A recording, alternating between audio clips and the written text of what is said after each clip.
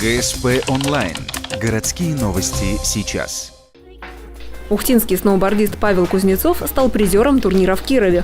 В начале февраля мы рассказывали о том, как спортсмен стал чемпионом в 2 номинациях.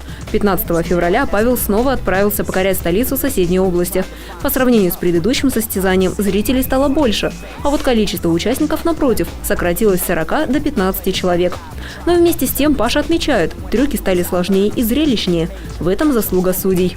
Приехали, они сказали сразу, что они будут жестко судить, но потому что они жестко судили, финал очень получился, зрелищным был. Сноубордисты соревнуются на так называемых перилах. В финале самое сложное из них – 12 метров с 2 изломами.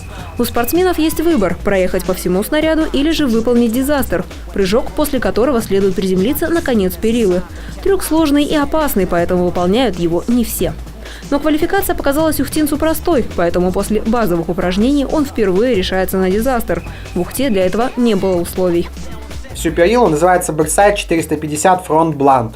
Это когда ты вылетаешь с этого трамплина, летишь через пол перилы и прокручиваешься 450 градусов. То есть ты прокручиваешься один круг и приземляешься на перилку спиной к периле, то есть, едешь спиной, и потом 90 градусов на приземление доворачиваешь. Я его не сделал с первого раза, я на приземлении плохо увез, и это сразу, дает, тоже минус несколько баллов.